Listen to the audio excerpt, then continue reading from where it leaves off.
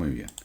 Entonces estamos revisando los fundamentos del modelo de regresión lineal múltiple. Y sería interesante revisar este paralelo que yo puse acá, esta comparación, ¿no? Aquí estoy comparando el concepto, hice dos comparaciones que a veces se confunde bastante. El primero es el de desviaciones estándar o desviación estándar, que es la que calcula uno normalmente, ¿no? La sumatoria de los xi menos la x barra partido por n o n menos 1. Para el caso de para el caso de una población o una media o el universo, versus el error estándar. Error estándar, bueno, la desviación estándar o SD mide la variabilidad o dispersión para un conjunto de datos respecto de la media. Esto es lo que uno calcula normalmente, ¿no? Es una medida de dispersión. Pero cuando calculamos el error estándar, no se dice, pero es de la media, pero normalmente uno habla de error estándar solamente, pero se entiende que es de la media, o standard error. Se trata de una medida de precisión, pero específicamente de la media muestral. ¿Sí? O sea, es la precisión con la cual calculamos la media, estimamos la media. Y ese error estándar se calcula como la desviación estándar, la de arriba, ¿no? Dividido por la raíz de n, o el tamaño muestral. Y de ahí que se dice que este error estándar es siempre más pequeño que la desviación estándar. ¿Por qué? Porque se divide en un número mayor que 1. Por lo tanto, el error estándar es menor que la desviación estándar. Entonces, eso hay que tenerlo claro, el concepto de desviación estándar y de error estándar. También hay que tener claro por otro lado la diferencia que existe entre los errores de la regresión y los residuos de la regresión, porque a veces los usamos indistintamente, ¿no? Pero en realidad formalmente son distintos. El error, o que también se llama perturbación, de un valor observado es la desviación que es desconocida porque es respecto del verdadero valor. Entonces el error en realidad nosotros no lo conocemos.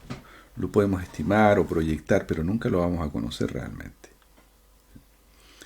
Entonces, eso es el error es lo que uno normalmente pone en los modelos, ¿no? Claro, uno espera que el error sea cero, y que esté bien comportado y toda esa historia. Pero este error, como les digo, es algo desconocido, es una desviación desconocida.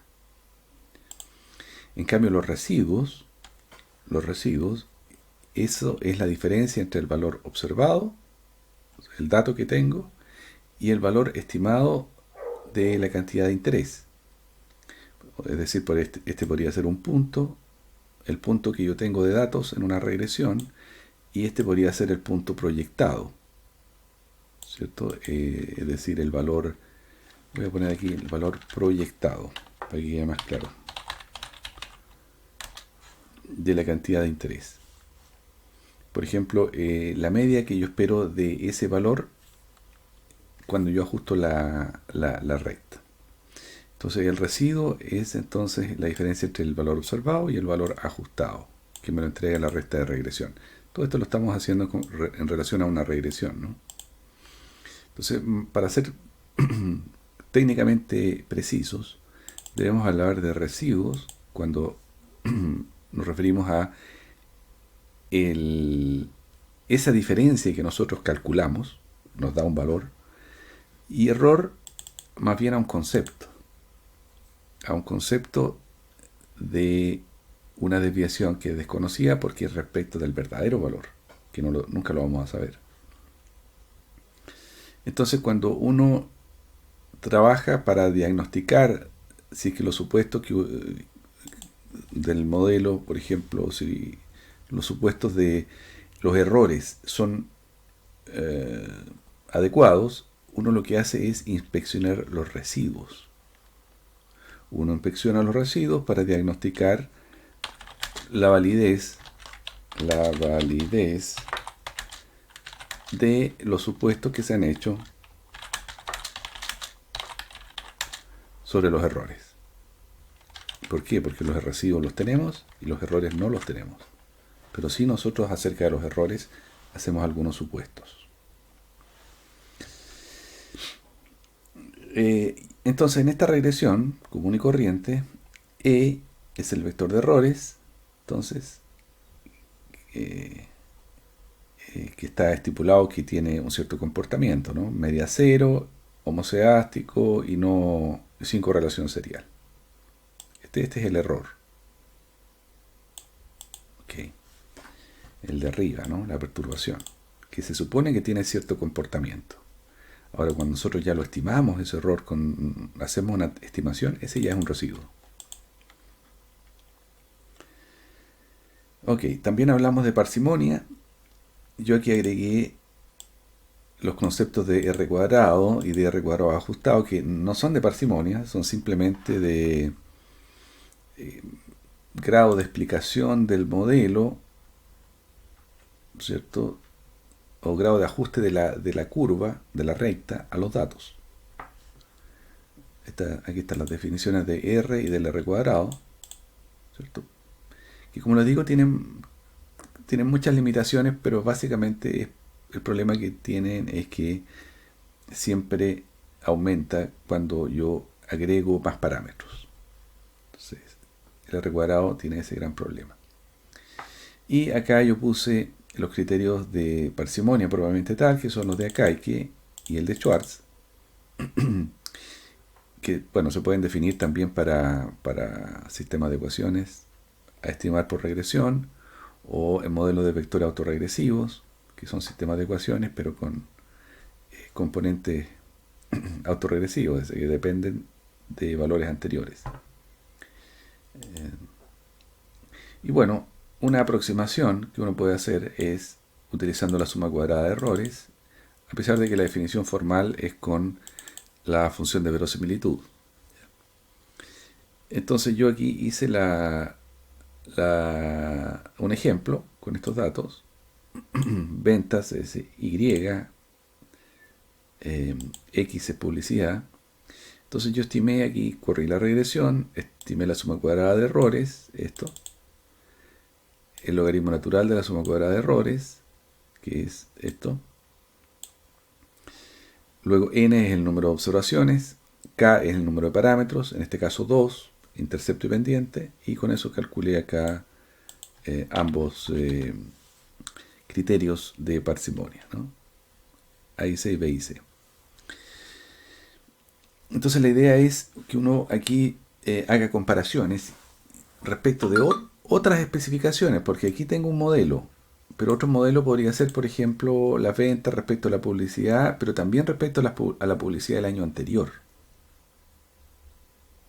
Y ahí uno tendría que calcular estos indicadores y ver cuál va mejor respecto de la parsimonia. Esto en Stata se puede hacer. En Stata simplemente uno aplica stat IC, Information Criteria, que es esto, que son los criterios de información, y me sale este resultado, 38 y 37, más alto que esto, pero es que él está utilizando la verdadera expresión, ¿ya? Que en realidad, si yo soy consistente en usar la suma cuadrada de errores, igual voy a llegar a la misma conclusión, no a los mismos valores, pero sí a la misma conclusión, ¿sí? Muy bien. Y luego revisamos nosotros la distribución de los parámetros del modelo de regresión y vimos que el supuesto base es que Y dependía linealmente de las X, y entonces uno podría minimizar este error, este error, correcto, y a través de mínimos cuadrados uno iba a llegar a esa expresión que está ahí. A ver, Voy a ponerla acá porque debiera estar antes. Ahí mejor.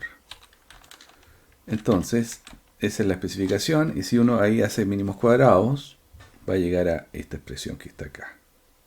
¿Cierto? Y ya cambié, en vez de beta uso B, indicando ya que esta es una estimación. Esa es la que hace que los errores sean mínimos. Y si uno calcula la esperanza de este parámetro, porque este es aleatorio, ¿por qué? Porque Y es aleatorio. Entonces va a llegar a estas dos expresiones para la esperanza del coeficiente y para la varianza del coeficiente, o el vector de parámetros B. ¿Cierto? El de arriba es la matriz de varianza.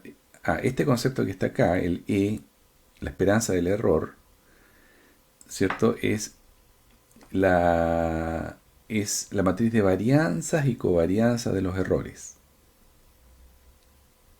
¿Sí? Esta que está acá. Esta es la esperanza de los errores, que se supone que son 0.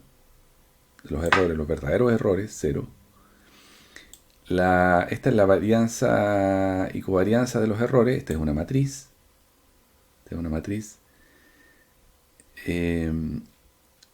Y este término acá es una matriz también simétrica que contiene las varianzas y covarianzas de los coeficientes. Lo que uno hace cuando uno corre una regresión es obtener esta medición, ¿no? Varianza de los errores, pero asumiendo algunas cosas de acá. ¿Sí? Asumiendo algunas cosas. Cuando nosotros corremos una regresión, por ejemplo, a ver si tengo una aquí. Ahí, en esta regresión de este ejemplo, lo que tenemos acá es el error estándar, ¿cierto? Error estándar, que es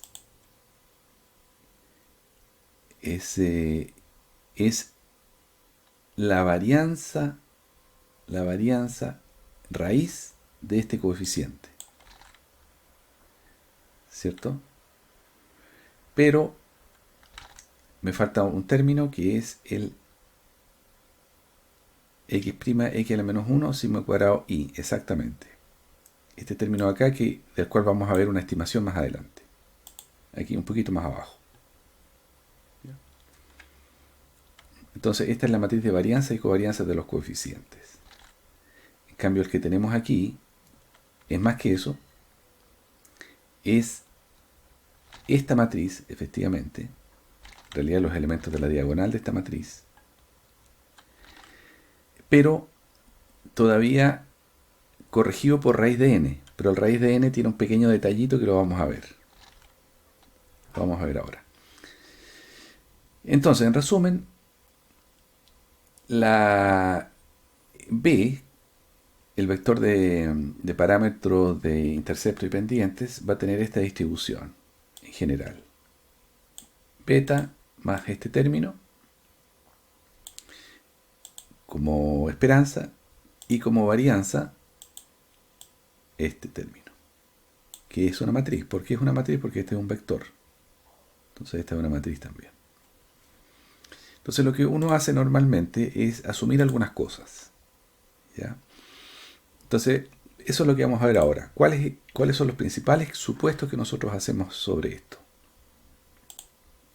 Lo primero es asumir errores bien comportados o perturbaciones esféricas. ¿Por qué? Porque aquí están los errores, fíjense.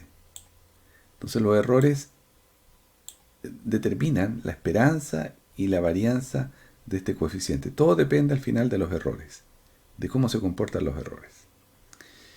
Entonces, lo primero, vamos a suponer que las X son independientes de los errores. ¿Cierto? Las X son independientes de los errores. Eso se representa con que el producto cruzado de ellos es 0. Porque son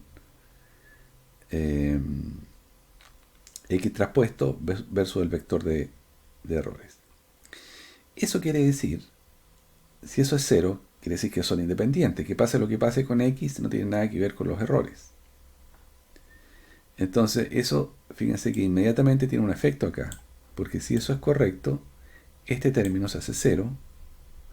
Esto al final se hace 0 y me queda solamente beta. ¿Qué quiere decir eso? Que la esperanza del parámetro que estamos utilizando como proxy, nuestra estimación de B, es el verdadero parámetro. Que eso quiere decir que si se cumple este supuesto, nuestras estimaciones de betas son insesgadas. Efectivamente, si eso se cumple, entonces dice, entonces B es un estimador insesgado de beta, ya que la esperanza se simplifica a esto. Esto quiere decir que es un estimador insesgado, pero gracias a este comportamiento, los errores que tenemos aquí. Y la segunda condición, o supuesto, tal vez se ve mejor como supuesto, ¿no? Supuesto 1, supuesto 2. Lo segundo es que dice acá, la esperanza de los errores por los errores traspuestos. Esto no es otra cosa que la varianza de los errores. Lo que estamos suponiendo es que la varianza, la verdadera varianza de los errores, se comporta como sigma cuadrado por i. Sigma cuadrado por i. ¿Qué quiere decir eso?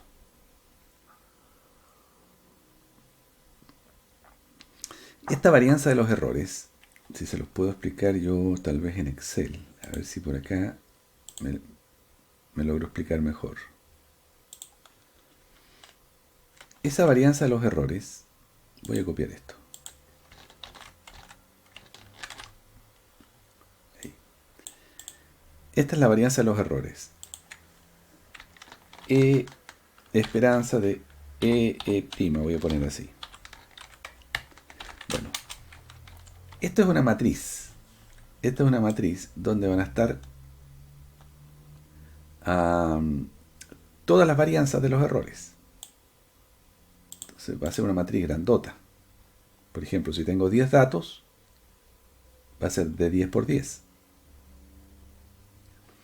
Entonces, lo que me está diciendo, bueno, esta matriz en la diagonal tiene, porque esta matriz es cuadrada, voy a tratar de hacerla cuadrada, tengo aquí 3, 4, 5, 3, 4, 5, ahí.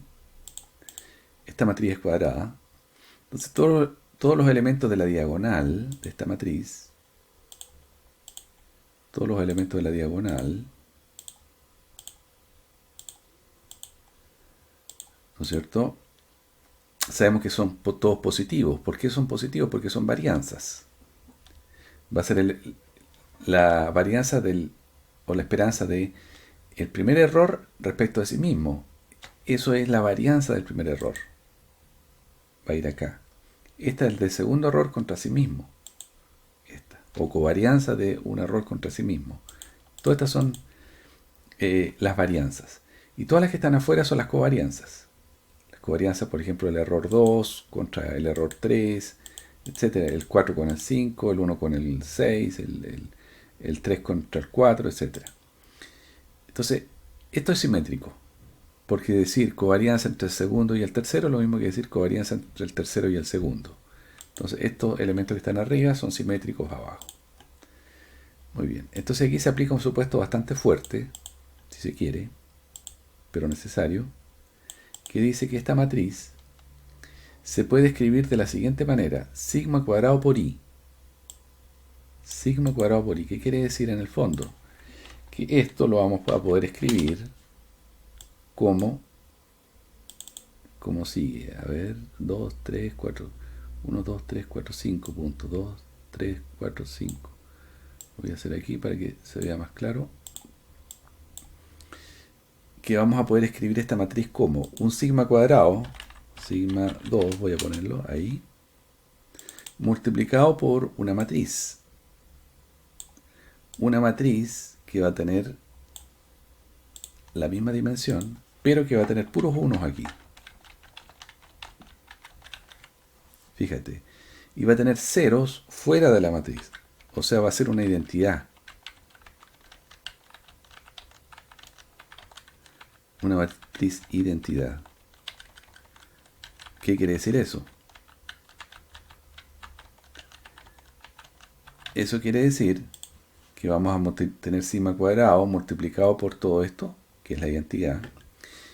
Y lo que estamos diciendo en el fondo es que esta matriz la vamos a poder factorizar como sigma cuadrado por la identidad. ¿Por qué?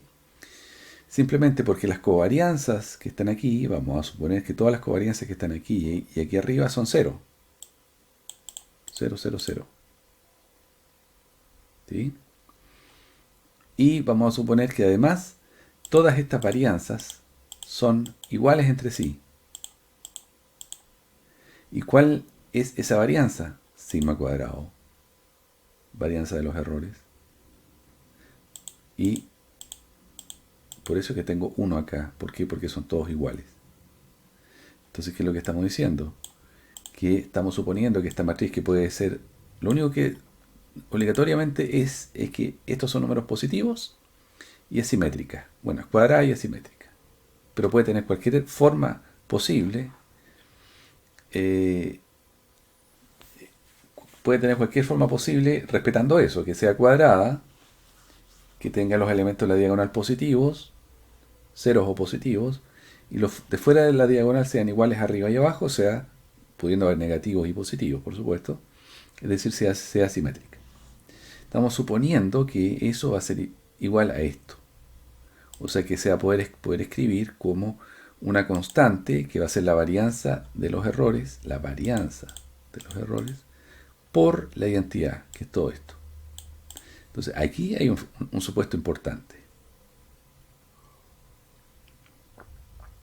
Espero que lo vean el supuesto, ¿no?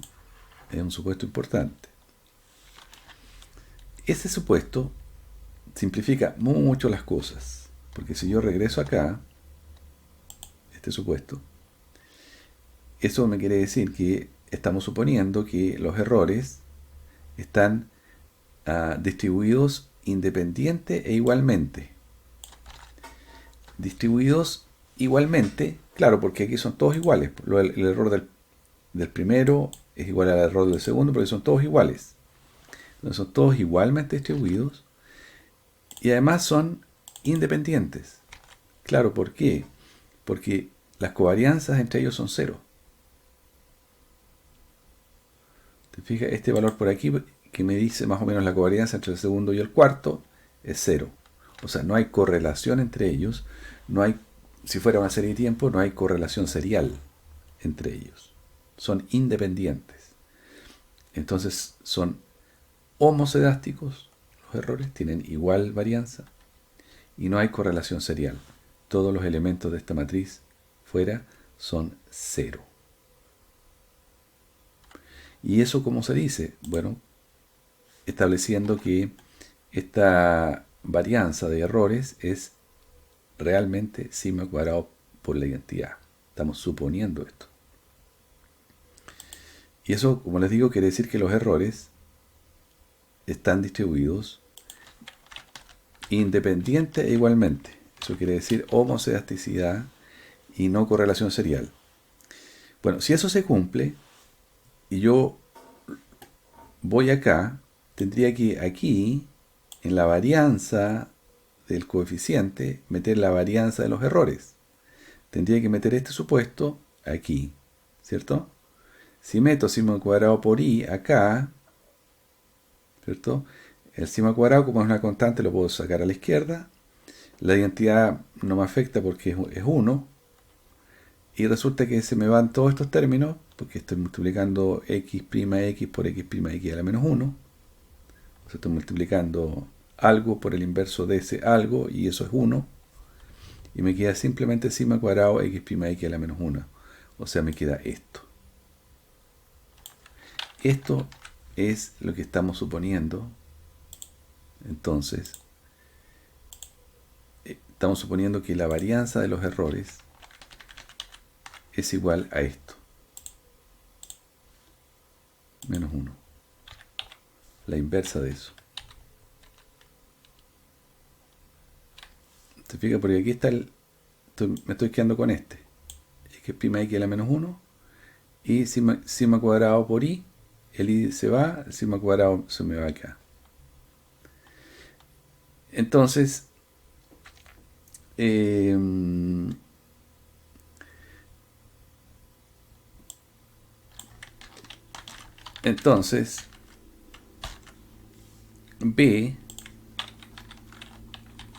a ver si queda mejor ahí, entonces B se simplifica a ese número. La varianza de los errores, que era todo esto, en este caso especial se simplifica y queda en sigma cuadrado, que es prima x a la menos 1. Además,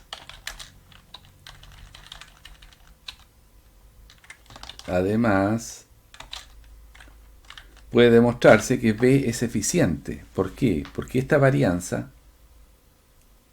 que vamos a tener ahora, que va a tener esta forma, es mínima. Es la más chica. La intuición puede verse aquí. Te fijas que es chica porque estos números hemos supuesto que son todos cero. Y además son todos estos iguales a este sigma. O sea, es la mínima. Sería más grande si estos números fueran distintos.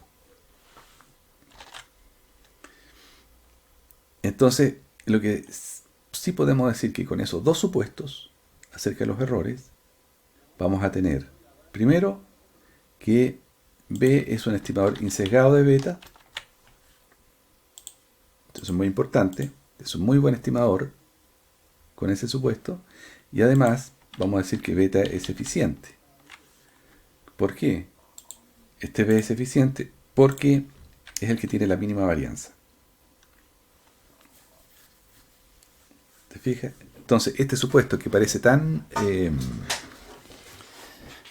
estos dos supuestos que parecen tan ingenuos tienen un tremendo efecto, un efecto potentísimo en la calidad de este estimador. Lo hacen insesgado y lo hacen eficiente. ¿Ya? Ahora ustedes querrán saber, bueno, ese sigma cuadrado, ¿qué es o de dónde sale? ¿Cierto? Bueno, se los muestro de inmediato. Voy a poner acá la ecuación para que quede más bonito. Ahí cuadrado. Ese sigma cuadrado es la varianza de los errores, que también se le llama en la literatura, en los libros de texto, la varianza de la estimación.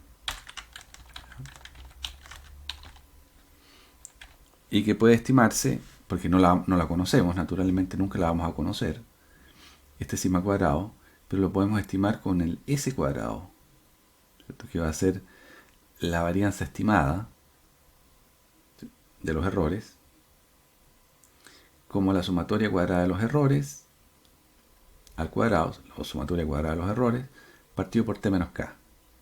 T es el número de observaciones y k es el número de parámetros que hay que estimar en el módulo de regresión. Eso es lo mismo que decir E' por E, o sea, los errores traspuestos por los mismos errores, o sea, la suma cuadrada de los errores partido por t menos k, o suma cuadrada de errores partido por t menos k. Eso se le llama, entonces, el error estándar de la estimación al cuadrado. O el error estándar si le sacamos la raíz a esto, o sea, S se denomina, voy a ponerlo acá mejor, S se denomina el error estándar de la regresión, S. Que es en realidad la suma cuadrada de los errores. Y cuando yo les decía que aquí tenemos el error estándar,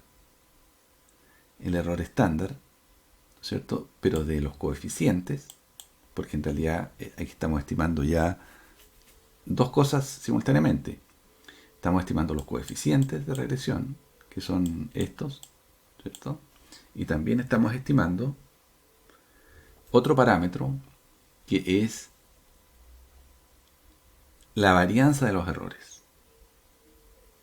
La varianza de los errores. Entonces, aquí, por eso es que dividimos por t menos k.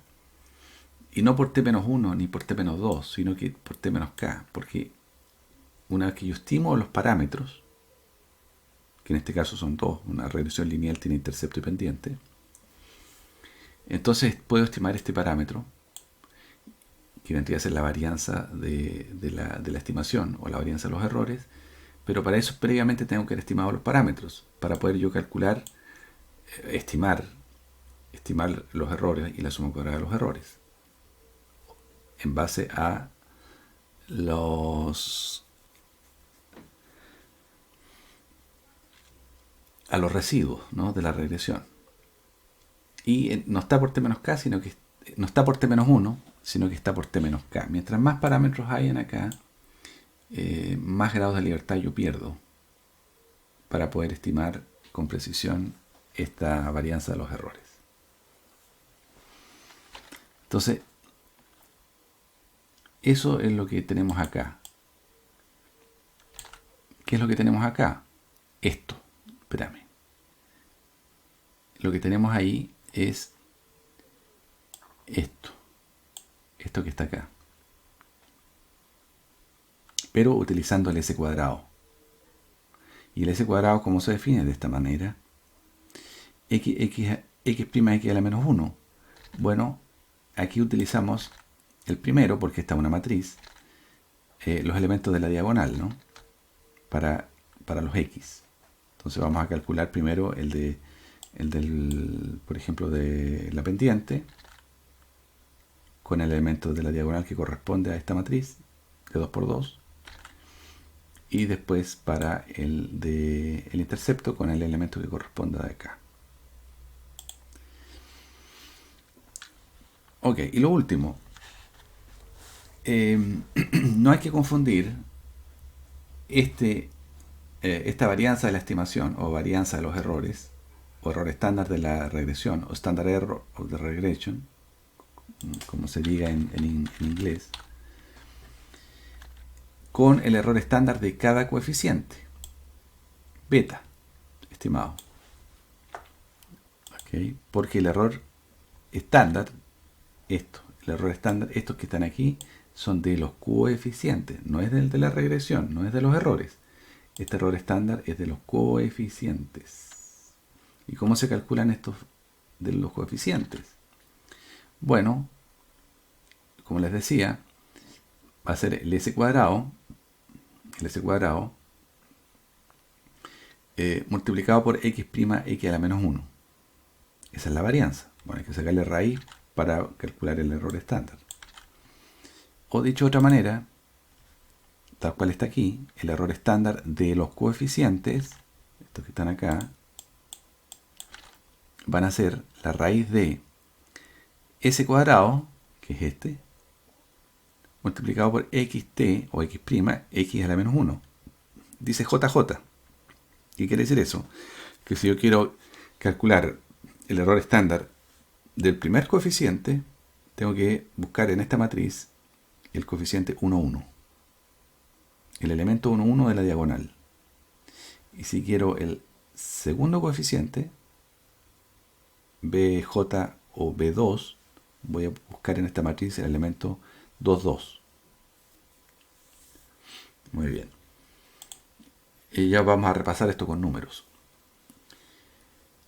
Ahora, bajo las condiciones ideales de 1 y 2, estos dos supuestos ideales, 1 y 2, entonces la varianza, el B, el coeficiente B, ¿cierto?, de los parámetros de la regresión estimados, se distribuyen con media beta, claro, porque dijimos que sería insesgado, ¿cierto? Dijimos esto, insesgado. Y la varianza de los coeficientes va a ser sigma cuadrado x', x a la menos 1. Y aquí lo teníamos. Con esto, y de ahí el teorema de Gauss-Markov, que B es el mejor estimador lineal insesgado. ¿Es el mejor? Sí, porque dijimos que su varianza era la mínima, con esos supuestos. Esta varianza es la mínima, por lo tanto es el mejor. Es un estimador, es lineal. Efectivamente es lineal, eso está demostrado aquí arriba, que es lineal. es lineal respecto de y y las x. Y dice que es insesgado. Claro, es insesgado porque la media o la esperanza de este parámetro es igual al verdadero parámetro. Muy bien. Y de ahí, bueno, puse acá algunas críticas, las separé en dos. Las críticas que aquí deberíamos enfrentar son las siguientes. Primero, que se asuma que las x sean fijas o no estocásticas. Efectivamente, cuando nosotros aquí calculamos todo esto, aquí no estamos diciendo que las x sean fijas, pero implícitamente aquí se está asumiendo que las x son fijas, ¿no? Se está asumiendo porque de otra manera tendríamos la esperanza de x, pero no tenemos la esperanza de x, sino que tenemos los verdaderos valores de x. Entonces efectivamente estamos asumiendo que las x son fijas o no estocásticas. Y además estamos suponiendo que son independientes, ¿cierto? Aquí está, que son independientes de las x. Cuando hacemos ese supuesto de independencia, llegamos a esto. Y también estamos asumiendo que x contiene el conjunto correcto de variables explicativas, o sea, que son las verdaderas x, las que están ahí, no faltan ni sobran. Y que además esas x son independientes de los errores. Si son independientes de los errores, estamos asumiendo que estas x son independientes de esto. Y eso hace que podamos ver esto acá como varianza de los coeficientes. Entonces, efectivamente, ese es un supuesto. Es un supuesto porque eventualmente no conocemos cuáles son realmente los x. Estamos suponiendo que conocemos al verdadero conjunto de x. Y después dice, se critica que se asuma que los errores estén bien comportados. Claro, porque este supuesto es clave. Asumir que los errores estén bien comportados tiene las implicancias que están abajo. Este en realidad es el principal supuesto, ¿no? Que sean homoceásticos y que el supuesto 2. O sea, este sería el supuesto I. Y dame un segundito. Voy a apagar esto. Ahí. Entonces, eso es lo que hay que tener claro, que hay varios supuestos. ¿Por qué? Porque cuando uno hace estimaciones, uno tiene que probablemente, hoy en día cada vez más, empezar a revisar si efectivamente estos supuestos son válidos. O dar intuición en una investigación de que esos supuestos tan importantes que yo estoy diciendo aquí son válidos. Porque a veces en la misma teoría resulta que alguno de estos supuestos puede que no sea el correcto. Por ejemplo, si yo estoy diciendo que, no sé, las ventas dependen de la publicidad, alguien podría decir, oiga, pero usted se está olvidando de varias variables, no está metiendo todas las variables ahí, está poniendo solamente que la publicidad determina las ventas, pero resulta que hay otros factores, entonces ese modelo suyo no es correcto. Entonces tenemos que tener herramientas para revisar si efectivamente esa especificación es correcta, es suficiente, y para eso existen algunas pruebas, algunos tests que vamos a ver más adelante, ¿ya? De hecho, aquí en los test de especificación, en el 10. Sí, dime.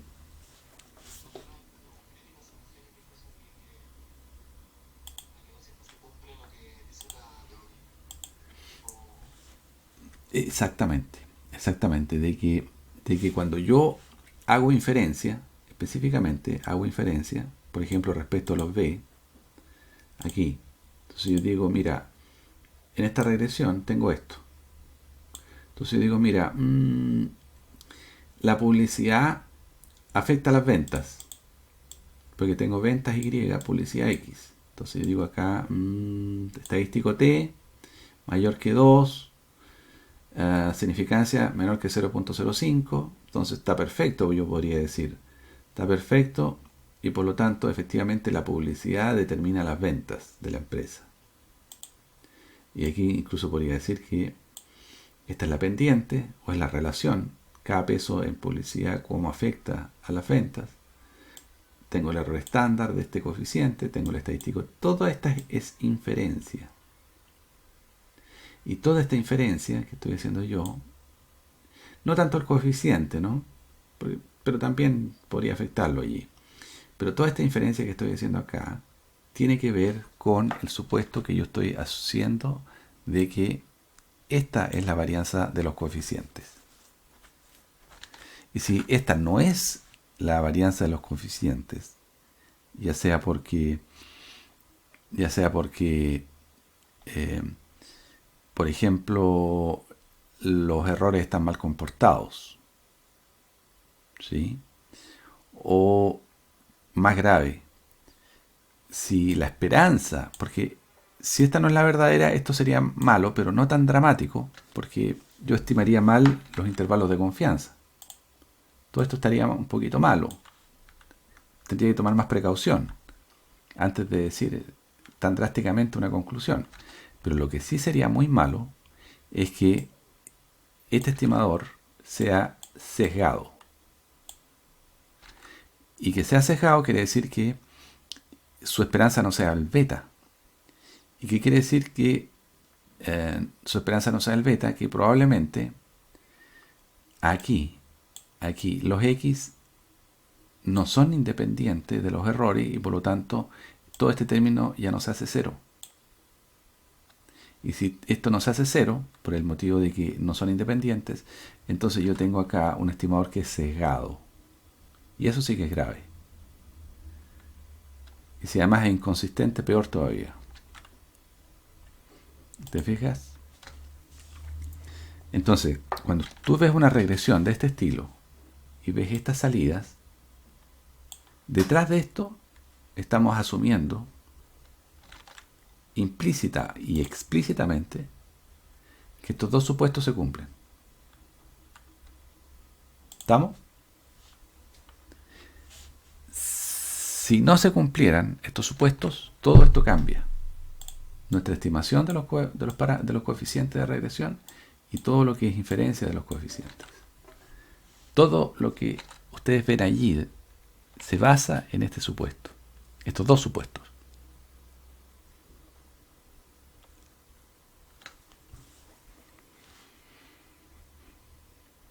Quiero decir que los cálculos que están aquí,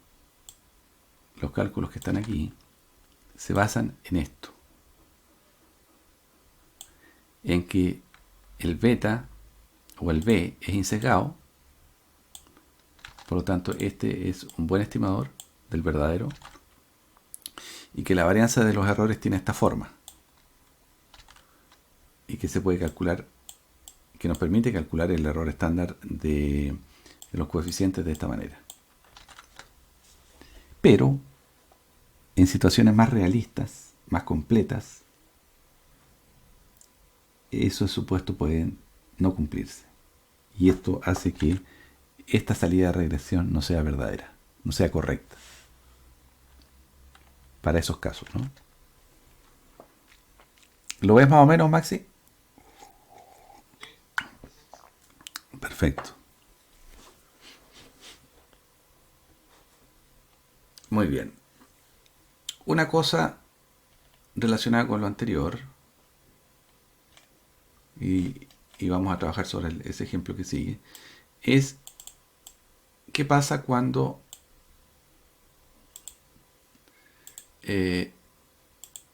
asumimos normalidad. Porque hasta el momento no hemos asumido normalidad, ¿no? No hemos asumido normalidad. No hemos hablado de ninguna distribución específicamente, distribución de probabilidad.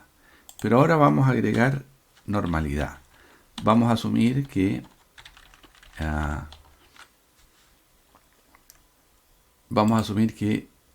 existe normalidad.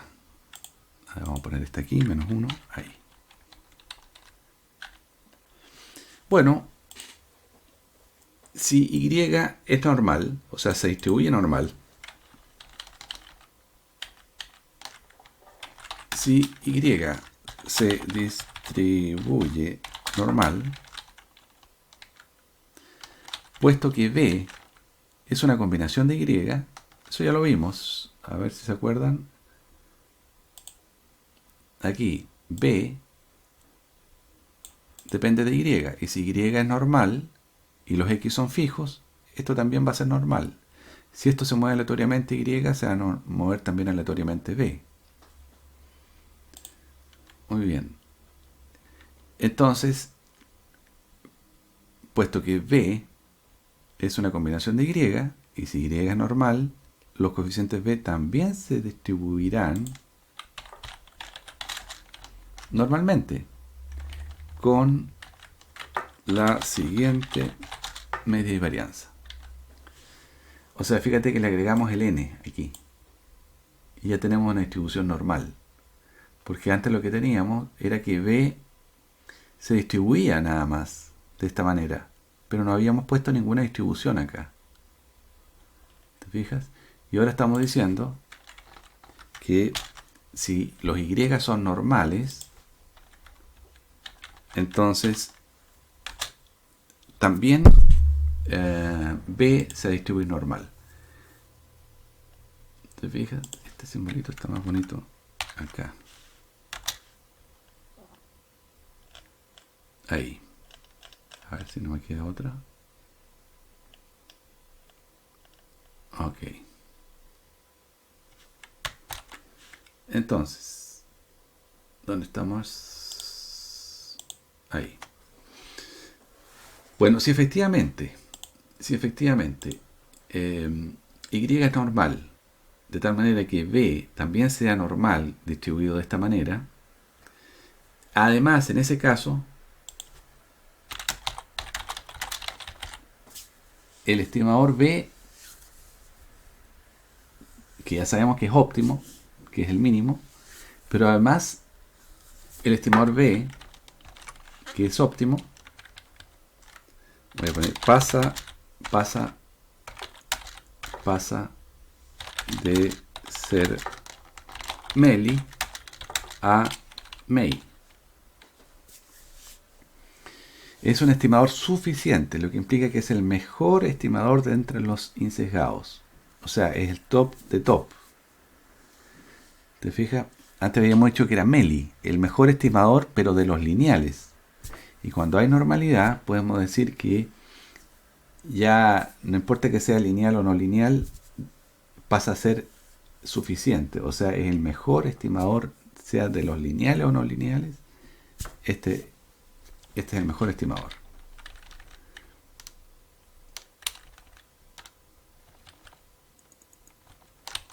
Es un estimador suficiente. Es el mejor estimador de entre los ensejados, sean lineales o no. No existe un mejor estimador posible que el de mínimos cuadrados ordinarios cuando tenemos normalidad. Además, ese cuadrado también es óptimo, me dice. Ese cuadrado, acuérdense que es la varianza de los errores, o también llamado varianza, error estándar de la regresión. De la regresión, se los voy a mostrar. Aquí está. Varianza de los errores o varianza de la estimación o de la regresión también. ¿Cierto? Claro, y la raíz de eso es el error estándar de la regresión. Ya, entonces estamos acá. Entonces este también se vuelve óptimo. O sea que el supuesto de normalidad viene a sumar bastante al modelo. Cuando ponemos normalidad, entonces resulta que ahora vamos a poder implementar un número de pruebas de inferencia estadística. Vamos a poder hacer inferencia estadística. Porque vamos a poder, dado que vamos a conocer que Y se distribuye normal, podemos deducir matemáticamente cómo va a ser la distribución de B, ¿cierto? Vamos a poder hacer pruebas T, por ejemplo, para cada coeficiente individual, prueba F para todos los coeficientes simultáneamente, excepto el de intercepto. Vamos a poder hacer intervalos de confianza, etcétera, etcétera. Todo eso a raíz de que agregamos el supuesto de normalidad. Y además, por si fuera poco, con el supuesto de normalidad podemos aplicar el método de máxima verosimilitud, que va a ser una alternativa potente a mínimos cuadrados ordinarios. O sea, yo puedo estimar los coeficientes de regresión por mínimos cuadrados o por máxima verosimilitud, por ejemplo, porque hay un par de enfoques más. Pero la ventaja de máxima verosimilitud es que aunque B es insesgado, el de máxima verosimilitud es más apropiado para grandes muestras. O sea, implícitamente está haciendo un supuesto de validez en grandes muestras. Entonces la estimación de máxima verosimilitud del S cuadrado, de la varianza de la regresión o de la varianza de los errores, no es insesgado en pequeñas muestras. Es un detalle, porque la diferencia no es muy dramática, ¿no? O sea, es en vez de ser partido por n menos k, es dividido por n solamente. Entonces no converge el verdadero. Bueno, todo lo que yo les he comentado hasta ahora de modelo de regresión es lo fundamental que hay que entenderlo. Está resumido en muy poquitas páginas, pero ahí está todas las bases del método de los mínimos cuadrados, los supuestos y la inferencia. Así que esto yo necesito que ustedes lo entiendan bien, porque esto les va a permitir luego tener una buena base para entender lo que sigue, ¿no? Bueno, entonces lo que vamos a hacer ahora es trabajar en este ejemplo.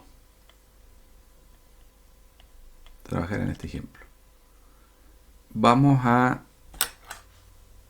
ir al ejemplo que está en el auto, en Stata, para el automóvil. Entonces yo lo voy a hacer acá. Vayan ustedes acompañándome en eso.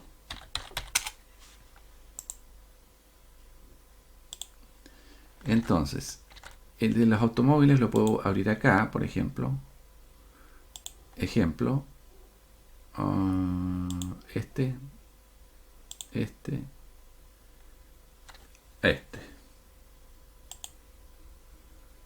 Ahí vamos a usar esta base de datos. Y yo voy a poner acá use, porque por algún motivo no lo puse.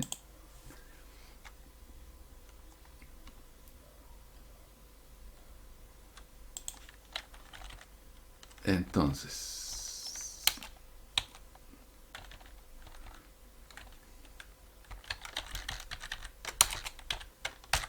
ya, esos son los datos, ¿ves? Use eso. Las variables son mpg, ahí está mpg, voy a ponerlo aquí. Ahí está mpg, que es el millaje por galón, el peso y foreign. Foreign, aquí está. Si es que son autos domésticos, fabricación nacional o extranjera. En la última variable, 1 quiere decir extranjero y 0 nacionales o domésticos, ¿no?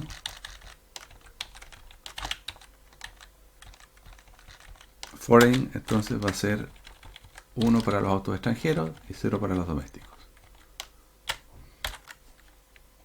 Y vamos a ajustar el modelito.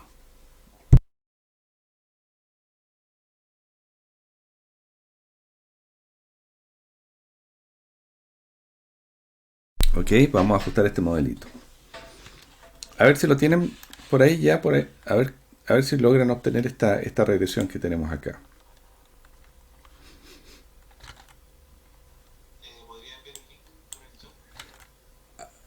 Correcto. Aunque me parece que es más fácil que ustedes lo obtengan por acá, mira. File, ejemplo, database.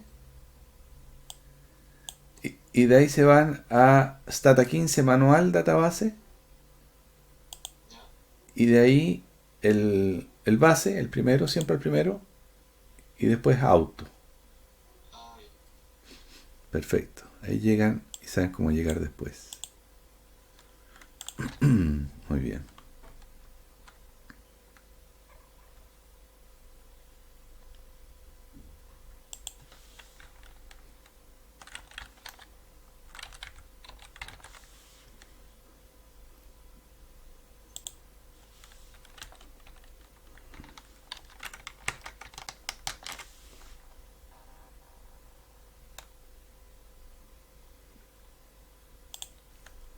Entonces, es que lo tenía acá yo.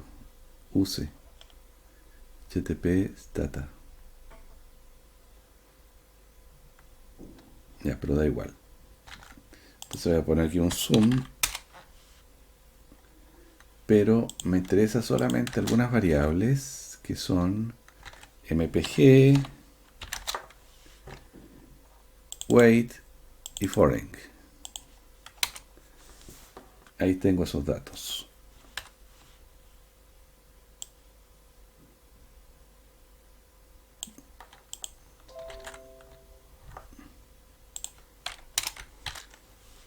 Debiéramos llegar a lo mismo acá. Y me piden correr la regresión entre el millaje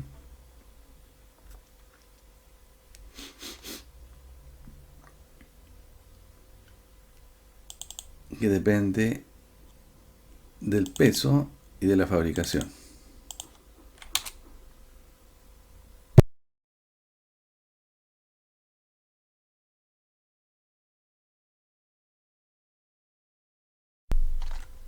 Ahí está, tal cual. Entonces también lo voy a pegar ahí.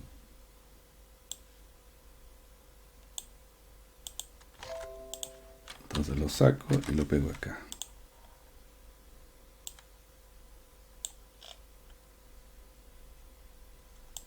Ok.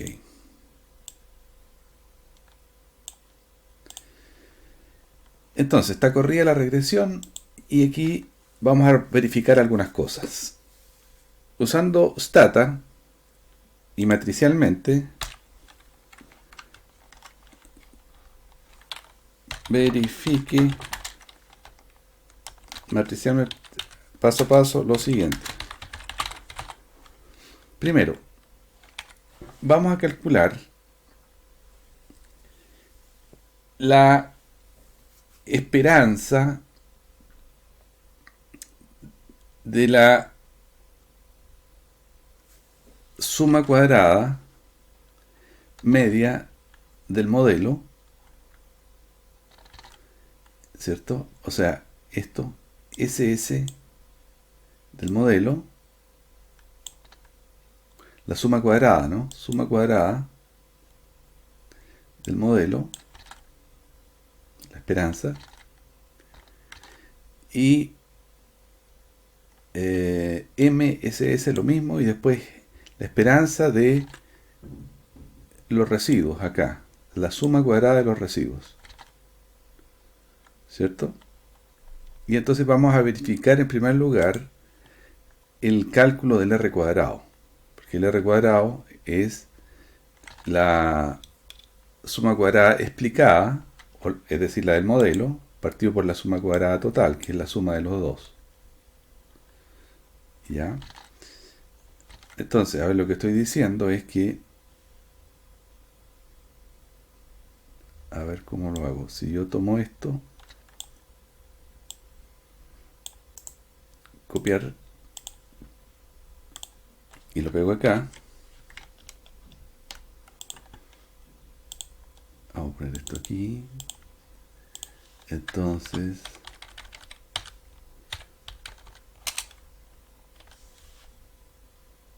claro, lo que estoy diciendo es que nosotros sabemos que el r cuadrado no es otra cosa que la suma cuadrada explicada por el modelo 1619 partido por la total. La total sabemos que es la suma de estas dos, ¿no? Sería este más S más S. Entonces, si yo ahora hago el cálculo de donde estoy, más la del modelo dividido por la total, 0,6627, que es esto mismo que está acá, ¿ves? Y ahí está el r cuadrado. Entonces estamos viendo qué es el r cuadrado, recordando qué es el r cuadrado en una regresión. Aquí está. Ahora esto lo podemos hacer en en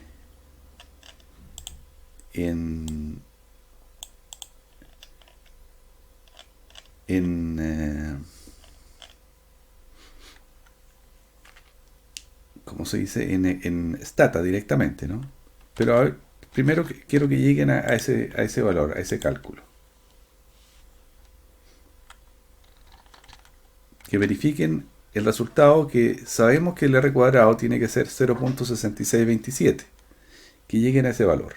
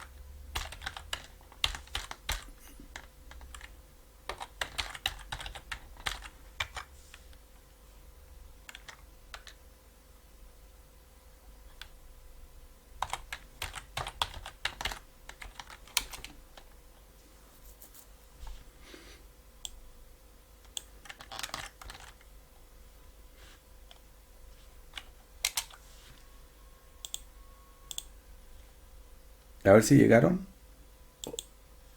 O están parados en alguna parte.